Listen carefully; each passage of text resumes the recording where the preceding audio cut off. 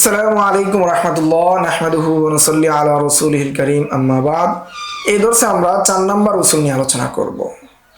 যে এই কিতাবের 4 নম্বর উসুল নিয়ে আমরা এই দর্শে আলোচনা করব। 4 নং উসুল ক্বালা ফি উসুলিল আকজিয়া, যে তিনি বলেন উসুল আকজিয়ার মধ্যে বলেন যে উসুল আকজিয়া এই কিতাবের পূর্ণ নাম হলো তাফসীরাতুল হুকাম ফি উসুলিল আকজিয়া ওয়া মানাহিজুল আহকাম। এই কিতাবের লেখক বুরহানুদ্দিন ইবনে ফারহুন আল মালিকি, মালিকি মাযহাবের লোক। যে তিনি বলেন ওয়ালা ফারকা বাইনাল মুফতি ওয়াল হাকিমি ইল্লা আন্নাল মুফতিয়া মুখবিরুন বিল হুকমি ওয়াল কাযী মুলজিমুন বিহি, যে একজন মুফতি সাহেব এবং একজন হাকিম বিচারক কাজী তার মধ্যে কি নাই পার্থক্য নাই। যে তবে পার্থক্য এতটুকুই যে একজন মুফতি সাহেব কি দেন, জানিয়ে দেন, সংবাদদাতা মুখবির, আর কাজী সেটা বাস্তবায়ন করেন, বাধ্য করেন। তো এখানে কাজী দুই প্রকার, কাজিয়ে মুজতাহিদ, কাজিয়ে মুকাল্লিদ। অনুরূপভাবে মুফতিও দুই প্রকার, মুফতি মুজতাহিদ, মুফতি মুকাল্লিদ। তো সবার জন্যই কি এটা আবশ্যক, অর্থাৎ এর মধ্যে কি কাজী এবং হাকিমের মধ্যে কোনো পার্থক্য নাই। এটা হলো 4 নম্বর উসুল। সুম্মা নাকালা বাদাহু, এরপর তিনি নকল করেন আম্মাল হুকমু ওয়াল ফুতিয়া মিম্মা হুয়া মারজুহুন ফা খিলাফুল ইজমা। এরপর তিনি নকল করেন যে হুকুম দেওয়া, ফতোয়া দেওয়া যেটা কি মারজু সেটা কি ইজমার বিপরীত। ওয়া সায়াতি ইযা লাম ইউজা তারজিহুন লি আহাদিল কওলাইন, যে যদি দুই কোলের কোনো এক কোলে কি না পাওয়া যায়, তারজি না পাওয়া যায়, এই বিষয়ে কি আসবে, কালাম আসবে।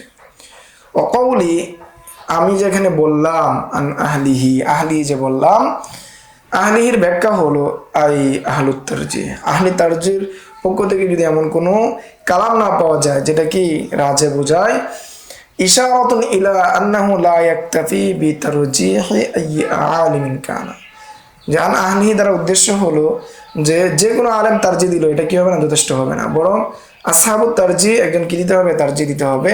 অন্য কেউ যদি তারা তারজি দিতে চায় সে তারজিটা কি হবে না, গ্রহণযোগ্য হবে না।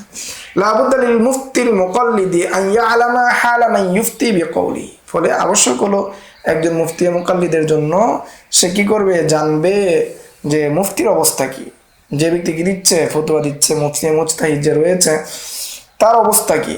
লা না'নি বিযালিকা মা'রিফাতাহু বিইসমিহি ওয়া নাসাবিহি ওয়া নিসবাতিহি ইলা বালাদিন মিনাল বিলাদ। এখানে আমরা তার পরিচয় জানা, তার উদ্দেশ্য এটা নেই নাই যে তার নাম কি, তার নিসবত কি, তার নসব কি, বংশ কি, সে কোন দেশের অধিবাসী, এটা উদ্দেশ্য মানে ইল্লা ইজলা ইউসমিনু যালিকা ওয়া লা ইউনি, সেটা কি আসবে না, কোনোদিন মোটা হবে না, সেটা বড় কোনো বিষয় হবে না, এবং সেটা কোনো কাজেও আসবে না। বাল মারিফাতুহু ফি রিওয়ায়াতি ওয়া দারজাতুহু ফি দিরায়াতি ওয়া তাবাকাতুহু মিনাত তাবাকাত, বরং এখানে এটা জানা আবশ্যক যে রিওয়ায়াতে তার অবস্থা কি, এবং দিরায়াতে তার অবস্থা কি, এবং ফুকায়ে কেরামদের তবকায় তার তবকা কি। লিয়াকুনা আলা বাসীরাতিন ওয়াফিআতিন ফিত তাময়িজ বাইনাল কাইলাইন মুতাখালিফাইন, যে যাতে করে তার দূরদৃষ্টি থাকে দুই কোলের মধ্যে, যে পার্থক্য করা, যে দুই কোলের মধ্যে, দুইটা পরস্পর বিরোধী কোলের মধ্যে পার্থক্য করার কি থাকে, সুযোগ থাকে। ওয়া কুদরাতান কাফিয়াতান ফিত তারজিহ বাইনাল কওলাইন মুতাআরিজাইন, এবং তার যাতে কি থাকে, এই শক্তি থাকে যাতে করে সে দুই কোলের মধ্যে কি দিতে পারে, প্রাধান্য দিতে পারে, তারজিহাইন বাইনাল কওলাইন মুতাআরিজাইন, দুই কোলের মধ্যে যাতে করে সে প্রাধান্য দিতে পারে, এরকম যোগ্যতা থাকে, এটা কি জানা আবশ্যক। 4 নং উসুলটা কি, 4 নং কায়দা কি, আর রাজহ, কোল গ্রহণ করার ক্ষেত্রে গুরুত্ব বা কোল গ্রহণ করার গুরুত্বের ক্ষেত্রে কাজী এবং মুফতির মধ্যে তেমন কি নাই, পার্থক্য নাই। বাহ্যিকভাবে পার্থক্য হলো মুফতি সাহেব হলেন শুধু খবরদাতা, আর কাজী সাহেব খবর দেওয়ার পর সেটা কি করেন, বাস্তবায়ন করেন, বাধ্য করেন যে সেটা কি করতে হবে, এটা কি করেন, বাধ্য করেন। ফতোয়া এবং কাজার মধ্যে পার্থক্য, এক, ফতোয়াতে শুধু শরীয়ত হুকুম বর্ণনা করা হয়, জায়েজ, মুস্তাহাব, ওয়াজিব, মাকরুহ, হারাম, আর এটা বর্ণনা করা হয়। আর ফতোয়া তলবকারীর উপর সে অনুযায়ী আমল করার বাধ্যবাধকতা নেই, সে চাইলে আমল করতে পারে, নাও করতে পারে, মানে মুফতি সাহেব কি করবে না, কোনো বাধ্য করবে না। কাজার ক্ষেত্রে আদিষ্ট ব্যক্তির উপর বাধ্যবাধকতা আছে, যা কাজী হুকুম দিয়েছে, যে বিষয়ে কাজী হুকুম দিয়েছে সে সেটা মানতে বাধ্য, সেটা তাকে অবশ্যই মানতে হবে। 2 নাম্বার, ফতোয়া দেওয়া প্রশ্নের জবাবে, অর্থাৎ যে ব্যাপারে প্রশ্নকারী প্রশ্ন পেশ করে সে কি করবে, সেই প্রশ্ন অনুযায়ী উত্তর দিবে। এই জন্য যে প্রশ্ন সে করলো এই বিষয়ে তদন্ত করা, সাক্ষী তলব করা তার জন্য আবশ্যক না। 3 নাম্বার, ফতোয়া দেওয়া ওয়াজিব। ফতোয়া দেওয়া হয় ওয়াজিব, হারাম, বৈধ, মুস্তাহাব, মাকরুহ, সহিহ, বাতিল, সব বিষয় কি দেওয়া হয়? ফতোয়া দেওয়া হয়। আর কাজা যেটা আছে, বিচার বিষয় যেটা রয়েছে, সেটার ক্ষেত্রে মুস্তাহাব, মাকরুহ, তানজিহি, এই বিষয়ে কি দেওয়া হয় না? ফতোয়া দেওয়া হয় না। কেননা কাজের প্রতি আগ্রহ অথবা ছেড়ে দেওয়া প্রতি কি করা হয়? মাকরুহ এবং মুস্তাহাব বিষয়টা হলো কাজের প্রতি আগ্রহ এবং কি উৎসাহিত করা হয়, বা অনাগ্রহের প্রতি উৎসাহিত করা হয়, এই বিষয় ছেড়ে দেওয়ার প্রতি উৎসাহিত করা হয়। আর কাজা হলো ইজবার এবং ইলজাম, যেটার মাধ্যমে মানুষকে কি করা হয়? বাধ্য করা হয়।